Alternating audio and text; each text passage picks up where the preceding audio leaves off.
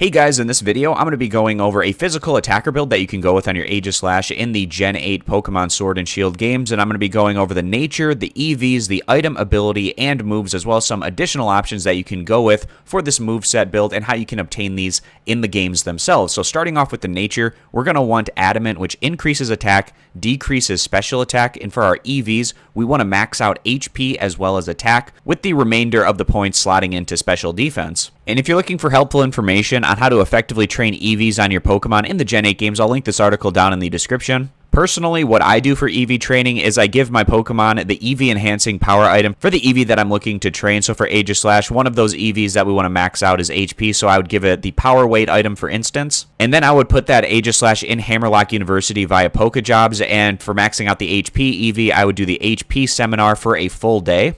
And if you don't want to wait the full day, you can skip ahead with the trick that you can use for the max raid battles. Moving on to item, I think there's a handful of options that you can actually go with on your Aegislash, starting off with weakness policy. If the holder is hit super effectively, this is going to raise your attack by 2 stages. You can also go with Life Orb. The holder's attack do 1.3x damage, and you're going to lose 1/10 of your max HP after the attack. And even something like a Choice Band, the holder's attack is 1.5x, but it can only select the first move that it executes. And a fourth option that has a caveat to it is Leftovers. At the end of every turn, the holder restores 1/16 of its max HP, and I would only go Leftovers if I also slotted in the move King Shield into my moveset build, because King Shield is going to allow you to stall out an extra turn, which would give you an additional turn to heal with those Leftovers. King Shield slotted in for Swords Dance also has a nice pairing with weakness policy, because if you're blocking a super effective hit, you're not going to take HP damage for that, but you'll still be able to use the item weakness policy to raise your attack by 2 stages. And you can get most of these over at the Battle Tower from the right attendant, where Choice Band and Life Orb can be had for 25 battle points,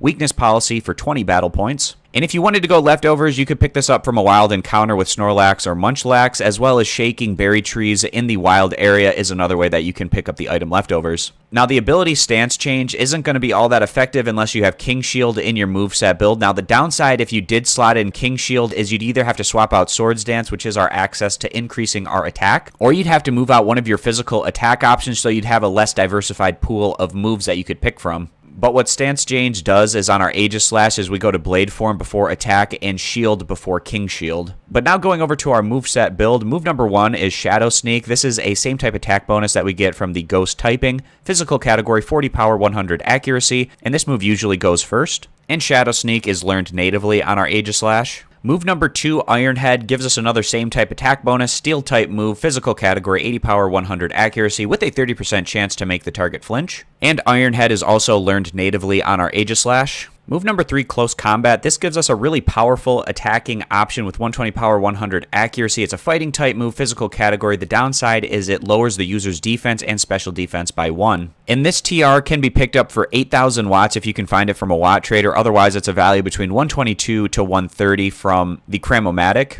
And the Chronomatic is located over at the Master Dojo on the Isle of Armor. And I'll link this webpage down in the description. It gives us the output table for the Chronomatic as well as the inputs and their value.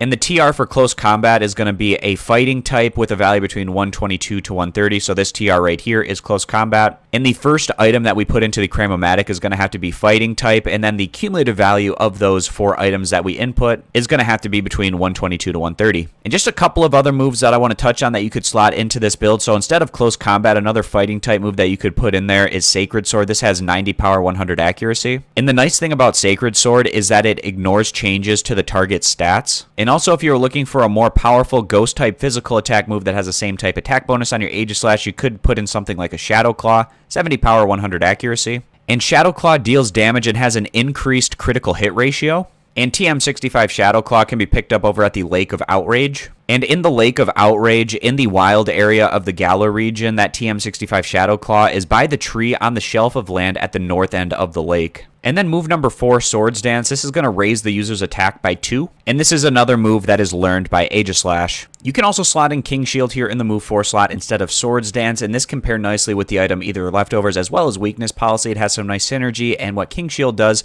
it protects from damaging attacks. And your opponent on contact with King Shield would reduce their attack by 1 stage. And King Shield is learned by Aegislash natively. And it just depends on what you want to go with in this build, whether having Swords Dance or King Shield, or even perhaps slotting out one of your other physical attacks to have both options on your build. And that's going to round out this build, as well as some additional options for moves that I wanted to touch on. I hope this video was helpful. I appreciate you guys stopping by. Consider subscribing to the YouTube channel, and I'll catch you back here next time.